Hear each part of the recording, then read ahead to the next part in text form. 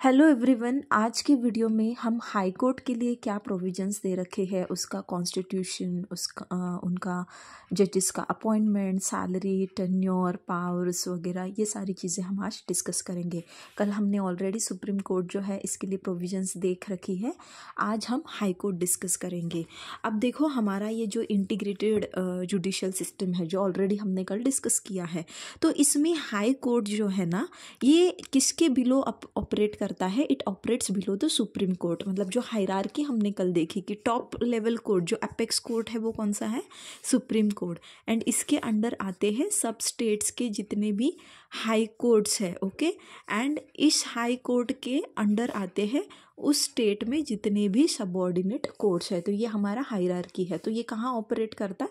It operates below the supreme court. Then high court जो है ये टॉप पोजीशन पे कहाँ पर है? तो ये अपने स्टेट में है। मतलब स्टेट का जो जुडिशियल एडमिनिस्ट्रेशन है उसमें high court occupies the top position. Okay, उस स्टेट में सबसे टॉप का कोर्ट कौन सा रहेगा? कोई भी स्टेट ले लो आप, चाहे वो महाराष्ट्र हो या गुजरात हो या फिर कोई और स्टेट हो। तो उस स्टेट के लिए जो हाईएस्ट कोर्ट रहेगा वो रहेगा उस पर्टिकुलर स्टेट के लिए जो भी हाई कोर्ट वहाँ पर है वो। फॉर एग्जांपल महाराष्ट्र के लिए है बॉम्बे हाई कोर्ट। लेकिन हम एंटायर इंडिया की बात करें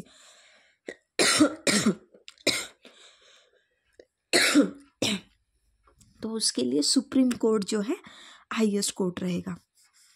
नाउ ये जो इंस्टीट्यूशन ऑफ हाई कोर्ट है, it originated in India in 1862। ये जो हमने लीगल कॉन्स्टिट्यूशनल हिस्ट्री में पढ़ा था ना, तो जो सबसे पहले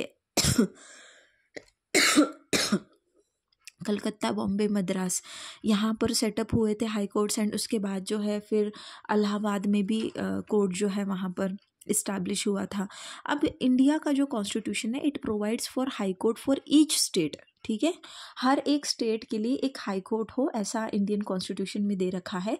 लेकिन 7th अमेंडमेंट जब हुआ 1956 में हमारे कॉन्स्टिट्यूशन में, तो वहाँ पर इस अमेंडमेंट के द्वारा पार्लियामेंट को अथोराइज कर दिया। किस चीज़ के लिए अथोराइज कर दिया? कि parliament can establish a common high court for 2 or more states और 2 or more states and union territory. मतलब क्या कि ज़रूरी नहीं कि हर एक स्टेट के लिए अपना एक अलग से ही हाई कोर्ट हो। अब ये 2 स्टेट्स है, ये 2 स्टेट्स का मिल के भी कोई एक कॉमन हाई कोर्ट हो सकता है। ओके, या फिर ये जो स्टेट्स है, ये स्टेट्स एंड कोई यूनियन टेरिटरी है, तो इनका मिलकर भी कोई एक हाई कोर्ट जो है हो सकता है। That is what 7th amendment ने पार्लियामेंट को एम्पावर कर दिया। नाउ ज्यूरिसडिक्शन इसका कैसा होता है हाई कोर्ट का? तो the territorial jurisdiction of a high court is coterminous with the territory of a state. मतलब क्या कि फॉर एग्जांपल ये अभी जैसे हमारा महाराष्ट्र है, तो महाराष्ट्र स्टेट की जितना टेरिटोरियल लिमिट्स है, मतलब जहाँ तक इसकी बाउंड्रीज है, वो हर एक एरिया पर हाई कोर्ट का क्या रहेगा? ज्यूरिसडिक्शन रहेगा। यानी high court shall be empowered to try the matters, मतलब उसे ज्यूरिसडिक्शन रहेगा बेसिकली। नाउ एट प्रेजेंट, यानी कि अभी ये 2019 की बात की है यहाँ पर। अब लेटेस्ट क्या है वो एक बार देख लेना, but I guess this is only the latest thing कि 25 हाई कोर्ट्स जो है हमारे कंट्री में फ़िलहाल अभी इस्टेब्लिश हो रखे हैं। तो इसमें से सिर्फ 3 ऐसे हाई कोर्ट्स हैं कि जिनको एक से ज़्यादा स्टेट के ऊपर जुरिसडिक्शन है। जो हमने अभी देखा ना कि 2 स्टेट मिलकर भी एक हाई कोर्ट हो सकता है। तो ये आप मुझे कमेंट सेक्शन में बताना कि कौन से ऐसे स्टेट्स हैं कि जहाँ पर कॉमन हाई कोर्ट है। Okay, then next what they have said is कि the parliament can extend the jurisdiction of a high court to any union territory और exclude the jurisdiction of a high court from any union territory. तो parliament जो है इस चीज़ के लिए authorised है, empowered है कि पार्लियामेंट क्या कर सकता है, ये इस स्टेट का अगर कोई हाई कोर्ट है यहाँ पर, तो इसका ज्यूरिसडिक्शन जो है किसी यूनियन टेरिटरी के ऊपर भी एक्सटेंड कर सकता है। मतलब उस यूनियन टेरिटरी के लिए भी ये पर्टिकुलर हाई कोर्ट रहेगा ये। या फिर कोई यूनियन टेरिटरी पे उस हाई कोर्ट का ज्यूरिसडिक्शन है, तो उसे वो निकाल भी सकते हैं, मतलब एक्सक्लूड भी कर सकते हैं। लेकिन पार्लियामेंट कभी ज्यूरिसडिक्शन को कर्टेल नहीं कर सकता है, रिड्यूस नहीं कर सकता है। ओके, नाउ आर्टिकल 214 से लेके 231 जो कि पार्ट 6 में आता है, यहाँ पर हमें प्रोविजंस मिलते हैं हाई कोर्ट के लिए, जहाँ पर ऑर्गेनाइजेशन, जुरिस्डिक्शन, पावर्स वगैरह ये सारी चीज़ें बताई रखी हैं। नाउ हर एक हाई कोर्ट जो होता है यहाँ पर एक चीफ जस्टिस होता है। जैसे सुप्रीम कोर्ट में चीफ जस्टिस ऑफ इंडिया होते हैं, उसी तरीके से हाई कोर्ट में भी एक चीफ जस्टिस होता है एंड अदर जजेस होते हैं। तो राइट नाउ सुप्रीम कोर्ट में हमने कल देखा कि 33 जजेस है ना, अदर जजेस, एक सीजेआई है एंड और बाकी 33 जजेस है। तो हाई कोर्ट के लिए ऐसा कोई नंबर जो है वो प्रिस्क्राइब नहीं किया होता है। No such fix number has been provided in our constitution. तो ये किसको डिस्क्रिशन दे रखा है? प्रेसिडेंट को। प्रेसिडेंट टाइम टू टाइम जैसे उसको नेसेसरी लगता है, मतलब जैसे he feels कि okay now we need to increase the number of judges looking upon the pendency of the matters and other things also, तो उस हिसाब से वो जजेस का अपॉइंटमेंट जो है कर सकते हैं ना। द कॉन्स्टिट्यूशन मतलब क्या है कि यहाँ पर एक स्ट्रेंथ जो है हाई कोर्ट का ये नहीं बताया गया है, ये प्रेसिडेंट के डिस्क्रिशन पे छोड़ दिया गया है। अपॉइंटमेंट कौन करता है? तो अपॉइंटमेंट अगेन यहाँ पर प्रेसिडेंट करता है। Okay, chief justice is appointed by the president after consultation with the CJI. मतलब जो हमारे चीफ जस्टिस ऑफ इंडिया है, इनसे कंसल्ट करने के बाद प्रेसिडेंट क्या करता है? अपॉइंटमेंट करता है chief justice of high court की। लेकिन इसके साथ ही उन्हें और किसको कंसल्ट करना होता है? जो स्टेट का गवर्नर होता है, मतलब जिस स्टेट का वो हाई कोर्ट है, उस हाई कोर्ट में चीफ जस्टिस का अपॉइंटमेंट करना है, तो उस स्टेट के गवर्नर को और सीजेआई को प्रेसिडेंट कंसल्ट करेगा और बाद में जो है जज को अपॉइंट किया जाएगा, यानी चीफ जस्टिस को। बाकी सारे जो जजेस है, अदर जजेस, इनको भी कौन है ये जो हमारे प्रेसिडेंट है यही अपॉइंट करते हैं। यहाँ पर अगेन गवर्नर से जो है कंसल्ट किया जाता है। And next is the qualifications. Okay, qualifications क्या है? तो सेम सबसे पहला पॉइंट सिटीजन ऑफ इंडिया हो, जो सुप्रीम कोर्ट के लिए भी हमने देखा था। आगे जुडिशियल ऑफिस जो है he must have held okay in the territory of India. कितने सालों के लिए? Judicial office means he must have worked in judicial capacity, okay, 10 years। या फिर एडवोकेट रह चुके हो वो हाई कोर्ट के 10 years के लिए। नाउ इन सक्सेशन कहा है, मतलब कि लगातार, कॉन्जिक्यूटिव, ये नहीं कि बीच में कुछ गैप से, तो लगातार एक उनकी प्रैक्टिस जो है 10 years की रही हो। नाउ मिनिमम एज जो है यहाँ पर अपॉइंटमेंट के लिए नहीं बताया है, ठीक है, there is no minimum age provided by the constitution.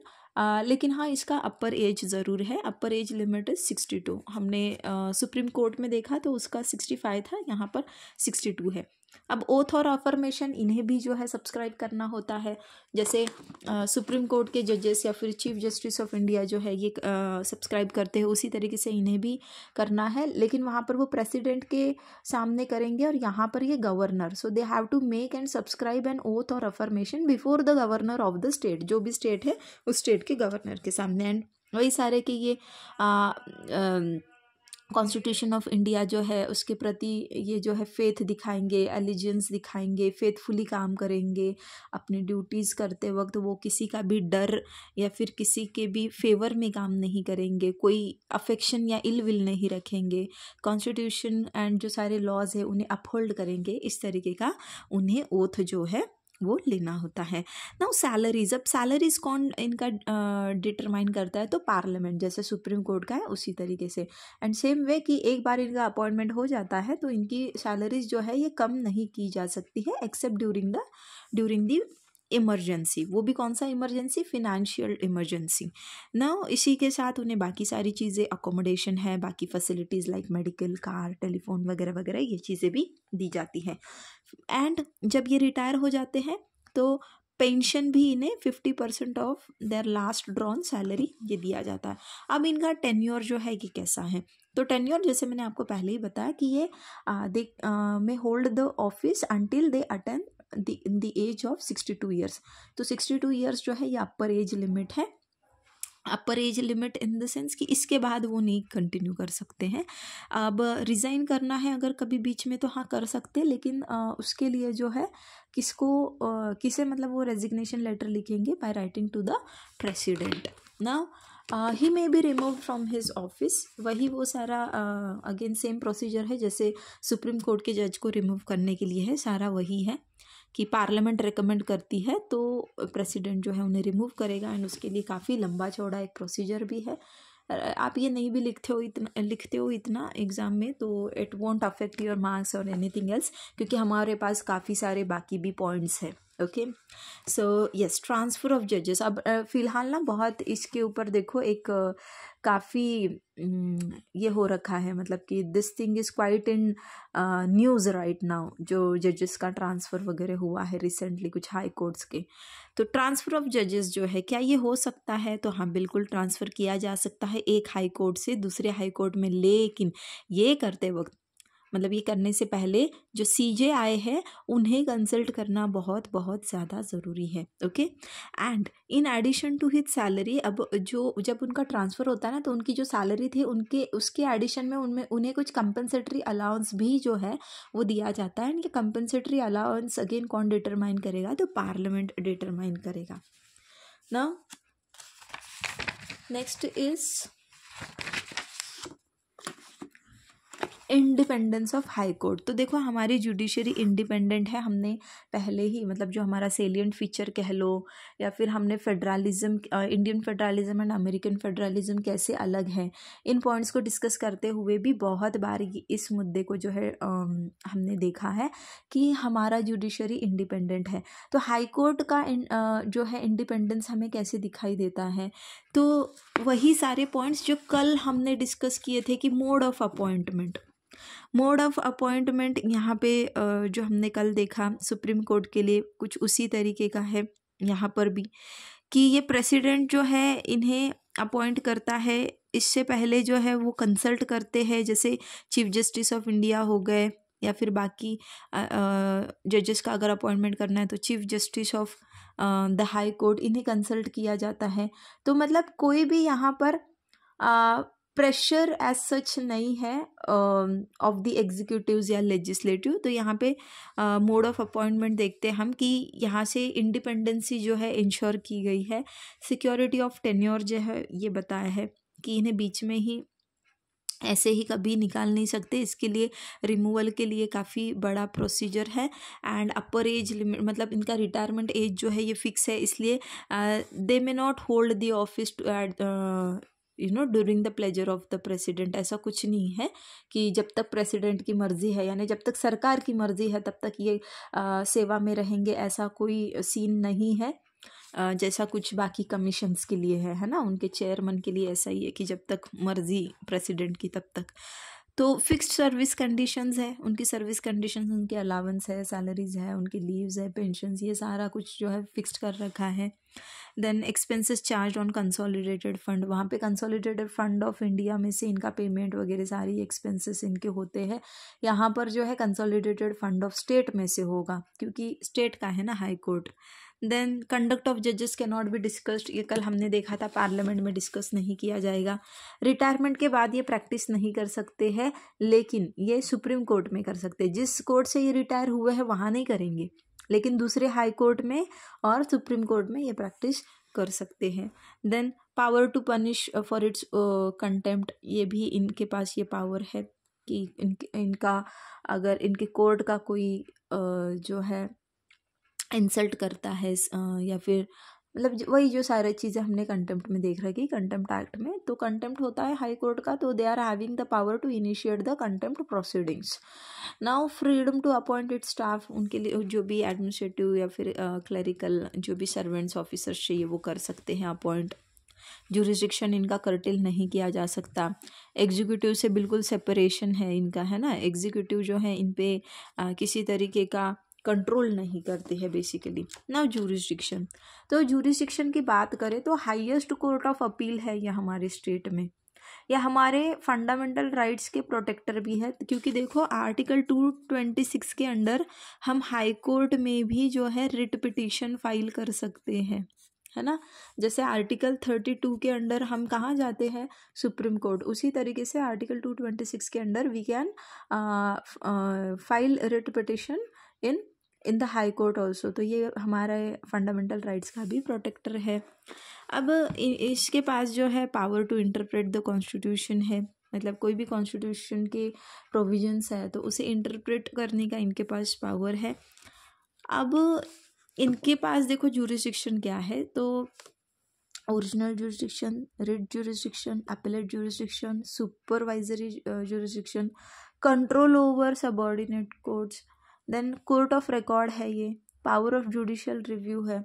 अब ओरिजिनल ज्यूरिसडिक्शन आप सबको पता है क्या होता है कि मतलब मैटर जो है फर्स्ट इंस्टेंस में वहीं पे चलेगा, ये नहीं कि अपील से आया है, बिल्कुल पहले ही इंस्टेंस में वहीं पे मैटर गया है। तो हाई कोर्ट के पास कैसे है किस मैटर में है ओरिजिनल ज्यूरिसडिक्शन, तो जो एडमिरलिटी रिलेटेड मैटर्स है ना, एडमिरलिटी मैटर्स आपको पता है, जो भी सारे मरीन रिलेटेड जो भी होते हैं ऑन सी, जो भी ऑफेंसेस वगैरह हुए हैं। देन कंटेम्प्ट ऑफ कोर्ट जो है, अगर कंटेम्प्ट ऑफ कोर्ट हुआ है हाई कोर्ट का तो अगेन कहाँ पर चलेगा मैटर, वो वहीं पे चलेगा। Then disputes relating to the election of MPs and state legislature, तो जो पार्लियामेंट के मेंबर्स है और स्टेट लेजिस्लेचर है, इनके इलेक्शन इनके जो मेंबर्स हैं, मतलब जो इनका जो इलेक्शन है, इलेक्शन से रिलेटेड हुए डिस्प्यूट है, तो ये मैटर के लिए ओरिजिनल ज्यूरिसडिक्शन कहाँ पर है, हाई कोर्ट के पास है। तो ये मैटर सीधा हाई कोर्ट के पास जाएगा, किसी लोअर कोर्ट के पास नहीं जाएगा। एंड जो भी जितने भी रेवेन्यू मैटर है तो इसके लिए भी ओरिजिनल ज्यूरिसडिक्शन है हाई कोर्ट का। उसी के साथ enforcement of fundamental rights of citizens ये भी है। देन कुछ केसेस ऐसे जहाँ पर कॉन्स्टिट्यूशन का इंटरप्रिटेशन करना ज़रूरी है, लोअर कोर्ट के पास अगर वो केस है तो हाई कोर्ट डायरेक्टली वो केस जो है अपने पास ले सकता है। तो इस तरीके के ये सारे ओरिजिनल ज्यूरिसडिक्शन में ये मैटर आ जाते हैं। रिट ज्यूरिसडिक्शन आर्टिकल 226 के अंडर हम देखते हैं कि we can approach the high court and ये सारी जो 5 तरह की रिट्स है, habeas corpus, mandamus, certiorari, prohibition, quo warranto, इनके इन्फोर्समेंट मतलब इन्हें जो है इशू करने की जो पावर है कोर्ट के पास है, ताकि लोगों के फंडामेंटल राइट्स जो है इन्फोर्स किए जाए। तो 226 में एंड 32 आर्टिकल में क्या फ़र्क है, ये बस फंडामेंटल राइट्स के लिए है, लेकिन ये बाकी लीगल राइट्स के लिए भी है। मतलब आपके बाकी लीगल राइट्स अगर वायलेट होते हैं तो आप उसके लिए भी हाई कोर्ट जा सकते हो, हाई कोर्ट उसके लिए रिट जो है इशू कर सकता है। तो हाई कोर्ट जो है अपने ज्यूरिसडिक्शन के बाहर भी किसी को रिट इशू कर सकता है, उनका जो टेरिटोरियल ज्यूरिसडिक्शन है ना उसके पास भी, लेकिन कॉज ऑफ एक्शन जो है वो हाई कोर्ट के ज्यूरिसडिक्शन में होना चाहिए। मतलब एक्चुअल में जो कॉज ऑफ एक्शन है वो इस पर्टिकुलर स्टेट में हुआ हो एंड जिसके खिलाफ वो रिट इशू करना है वो कहीं बाहर रहता हो, तो वो भी इशू किया जा सकता है। ठीक है, सो रिट ज्यूरिसडिक्शन जो है हाई कोर्ट का ये सुप्रीम कोर्ट से ज़्यादा वाइडर है। ठीक है, बिकॉज ये लीगल राइट्स को भी एनफोर्स करने के लिए रिट इशू कर सकता है। नाउ ये चंद्र कुमार के केस में 1997 में सुप्रीम कोर्ट ने क्या कहा कि writ jurisdiction of both high court and the supreme court constitute a part of the basic structure of the constitution. मतलब जो हाई कोर्ट और सुप्रीम कोर्ट के पास रिट इशू करने की ये जो पावर है, तो ये क्या है, ये बेसिक स्ट्रक्चर फॉर्म करती है, it forms a part of the basic structure. यानी पार्लियामेंट कभी भी ऐसा कोई भी अमेंडमेंट नहीं कर सकता जिससे ये रिट इशू करने की पावर जो है ये हटा दी जाए। ठीक है, अपीलेट ज्यूरिसडिक्शन यानी चीज़ें जब अपील में जाती है तो प्राइमरीली तो ये कोर्ट ऑफ अपील है ना, primarily supreme court, high court, ये क्या है, ये कोर्ट ऑफ अपील है ना। बट कुछ मामलों में इन्हें ओरिजिनल ज्यूरिसडिक्शन दे रखा है, तो चीज़ें ज़्यादा से ज़्यादा चीज़ें देखो अपील में ही इनके पास जाती है ना।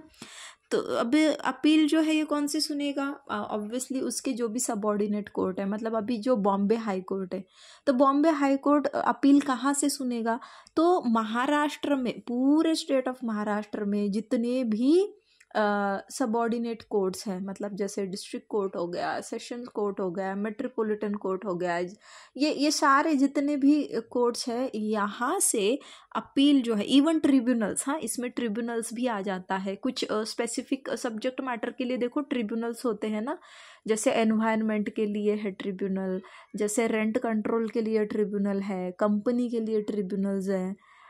तो ये ट्रिब्यूनल में से भी अपील जो है कहाँ आता है, हाई कोर्ट के पास। तो ये सिविल मैटर हो चाहे क्रिमिनल मैटर हो, यहाँ पर हाई कोर्ट जो है मतलब हाई कोर्ट के पास अपीलेट ज्यूरिसडिक्शन है। तो वो फर्स्ट अपील हो, सेकंड अपील हो, चाहे फिर वो appeals from the decisions of the administrative and other tribunals हो, जो एडमिनिस्ट्रेटिव ट्रिब्यूनल्स है वहाँ से या फिर कहीं और से, मतलब कोई भी ऐसा मैकेनिज्म जहाँ से अपील जो है, अपील की बात की है तो वो हाई कोर्ट में आ सकता है। देन क्रिमिनल मैटर्स, अब जो भी सेशन कोर्ट या फिर एडिशनल सेशन कोर्ट है, यहाँ से अपील जो है कहाँ आता है, हाई कोर्ट के पास आता है। कब कि जब इम्प्रिजनमेंट मतलब जो पनिशमेंट दे रखा है it is more than 7 years, तो अपील कहाँ जाएगा, हाई कोर्ट के पास जाएगा। नाउ जब सेशन कोर्ट जो है ना किसी को फांसी की सज़ा मतलब डेथ पनिशमेंट सुनाता है, तो उसे भी पहले क्या करना है, हाई कोर्ट से कंफर्म करवाना होता है। डायरेक्टली इन्होंने सज़ा सुनाई एंड उसे एग्जीक्यूट कर दिया, ऐसा नहीं होता है। जब सेशन कोर्ट को लगता है इस मैटर में डेथ पनिशमेंट इम्पोज होना चाहिए, तो सेशन कोर्ट अपना जजमेंट लिखता है एंड उसे कन्फर्मेशन के लिए जो है हाई कोर्ट के पास भेजता है। जब हाई कोर्ट वो उस चीज़ को स्टडी करके बोल देता है, यस ओके कर देता है, तो ही डेथ पनिशमेंट सेशन कोर्ट दे सकता है, नहीं तो नहीं। अगर हाई कोर्ट ने नहीं कह दिया तो हाई कोर्ट मतलब उसका बेसिकली पनिशमेंट जो है बदल सकता है, कम कर सकता है या फिर एक्विट भी कर सकता है चीज़ों को स्टडी करके, ठीक है।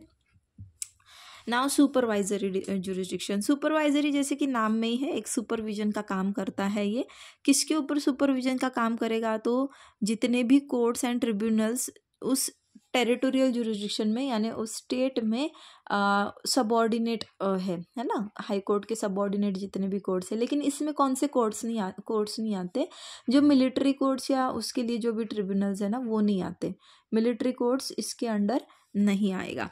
तो सुपरवाइजरी ज्यूरिसडिक्शन में क्या क्या कर सकते हैं कि मतलब हाई कोर्ट जो है रूल्स प्रिस्क्राइब कर सकता है for practice and proceedings court के लिए, जो निचली अदालतें हैं उनके लिए। फिर उन्हें एक प्रिस्क्राइब फॉर्म बता सकता है कि जिसमें उन्होंने मतलब किस तरीके से एंट्रीज रखनी है, अकाउंट्स मेंटेन करना है, फीस कितनी पे करनी है क्लार्क्स को, ऑफिसर्स को वगैरह वगैरह। ये जो सारा है इस मामले में ये उन्हें डायरेक्शंस एक तरीके से दे सकते हैं। Now control over subordinate court, तो कंट्रोल ओवर सबऑर्डिनेट कोर्ट ये क्या है कि apart from appellate jurisdiction, supervisory jurisdiction, high court has an administrative control and other powers over them. तो इसमें क्या क्या आ जाता है कि गवर्नर जो है ना इन्हें कंसल्ट करता है, किस मामले में कंसल्ट करता है, गवर्नर जो है इन्हें कंसल्ट करता है in the matter of appointment, posting and promotion of district जजेस and in the appointments of person to the judicial service of the state. यानी जब डिस्ट्रिक्ट जजेस का अपॉइंटमेंट करना है, उनका पोस्टिंग करना है, उनका प्रमोशन करना है, तो इस रिलेटेड मैटर में गवर्नर इन्हें कंसल्ट करता है, किसे, हाई कोर्ट को, ठीक है। देन जो appointments of persons to the judicial service of the state, अभी अपॉइंटमेंट जैसे JMFC वगैरह है ना, तो JMFC वगैरह ये जो एग्ज़ाम से जब judicial magistrate of first class इसका मतलब है JMFC का, तो यहाँ पर भी जो है हाई कोर्ट के जो चीफ जस्टिस या फिर जो जज होते हैं ना उन्हें कंसल्ट किया जाता है, ठीक है, अपॉइंटमेंट के लिए, अदर देन डिस्ट्रिक्ट जज। ये इसमें क्लॉज बताया है for the appointments of person to the judicial service of the state other than the district जजेस। Now it deals with the matters of posting, promotion, grant of leave, transfers, discipline of the members of the judicial service of the state, again other than the district जजेस।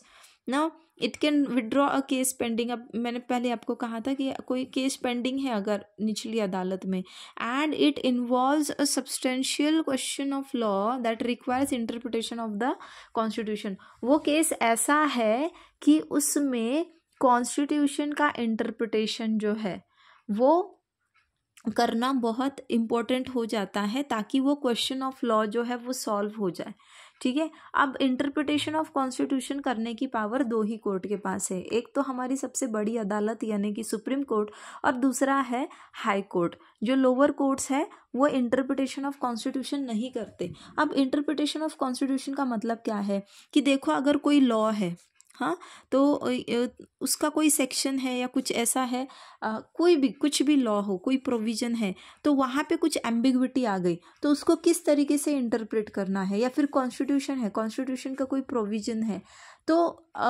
उसे किस तरीके से हम interpret करें, उसका meaning क्या निकाले, उस प्रोविजन में से एग्जैक्टली क्या मीनिंग निकलता है, या फिर कोई लॉ जो है वो कॉन्स्टिट्यूशनल है या अनकॉन्स्टिट्यूशनल है। ये जब ऐसा सवाल आता है किसी केस को डिसाइड करने के लिए, उस लॉ का पहले कॉन्स्टिट्यूशनल है या अनकॉन्स्टिट्यूशनल है वो प्रोविजन, ये डिसाइड करना ज़रूरी हो जाता है, तो उसे हम कहते हैं कि इंटरप्रिटेशन ऑफ कॉन्स्टिट्यूशन। तब ये काम जो है ये कौन करता है, ये हाई कोर्ट या फिर सुप्रीम कोर्ट ही कर सकते हैं। नाउ जो लॉ हाई कोर्ट ने डिक्लेयर किया होता है तो वो बाइंडिंग होता है बाकी सारे सबऑर्डिनेट कोर्ट्स पे। मतलब क्या कि जो डिसीजन, कोई जजमेंट अगर हाई कोर्ट से आता है तो उस जजमेंट को बाकी सारी जितनी भी निचली अदालत है उन्हें फॉलो करना होता है। मान लो अगर जो हाई कोर्ट है, हाई कोर्ट एक जजमेंट दे देता है कि जैसे फॉर एग्जांपल कि महाराष्ट्र के स्टेट में जितने भी गवर्नमेंट एम्प्लॉयज़ हैं वो चाहे किसी भी धर्म के हो, वो एक से ज़्यादा शादी नहीं कर सकते। अगर वो एक से ज़्यादा शादी करते हैं तो उनकी नौकरी जो है वो चली जाएगी, चाहे वो किसी भी रिलीजन के हो। अगर ऐसा मान लो कह देते कि ये दो शादी करना जो है दिस इज़ नॉट अलाउड, तो ये जो है बाकी सब निचली अदालतें जो है इन्हें फॉलो करना ही होगा। अब ये हाई कोर्ट जो है कोर्ट ऑफ रिकॉर्ड भी है, यानी इनके जितने भी जजमेंट्स, प्रोसीडिंग्स जो भी सारा होता है ना, ये रिकॉर्ड किए जाते हैं एंड ये हमेशा के लिए होते हैं। It is recorded for the perpetual memory. And court of record का एक मतलब ये भी होता है कि वो अपने कंटेम्प्ट के लिए वो पनिश भी कर सकते हैं। Now power of judicial review. Judicial review मतलब क्या कि जो हमारे लेजिस्लेटिव है ना, मतलब जो लॉ बनाता है, ऐसा इंस्टीट्यूशन जो लॉज बनाते हैं हमारे, तो स्टेट का जो लेजिस्लेचर है, हाँ, तो स्टेट के लेजिस्लेचर ने कुछ लॉज बनाए तो वो लॉ कॉन्स्टिट्यूशनल है या अनकॉन्स्टिट्यूशनल है, इसे डिटरमाइन करना, इसे देखना, ये किसका काम है, ये हाई कोर्ट का काम है। हाई कोर्ट का काम है इन द सेंस ये हाई कोर्ट के पास पावर दे रखी है जुडिशियल रिव्यू की। क्या कहा है देखो, judicial review is the power of a high court to examine the constitutionality of legislative enactments and executive orders of both the central and state government. तो चाहे सेंट्रल का हो या स्टेट गवर्नमेंट का हो, हाई कोर्ट जो है उसे क्या कर सकता है, उसकी कॉन्स्टिट्यूशनैलिटी को एग्जामिन कर सकता है, यानी जुडिशियल रिव्यू कर सकता है। If they are found to be violative of the constitution, मतलब अल्ट्रा वायर्स है, अगर वो कॉन्स्टिट्यूशन के खिलाफ जा रहा है तो उन्हें इलीगल, अनकॉन्स्टिट्यूशनल या फिर invalid, null and void declare करने की जो पावर है वो हाई कोर्ट के पास ऑलरेडी दे रखी है। So this was all about high courts. I hope you might have understood.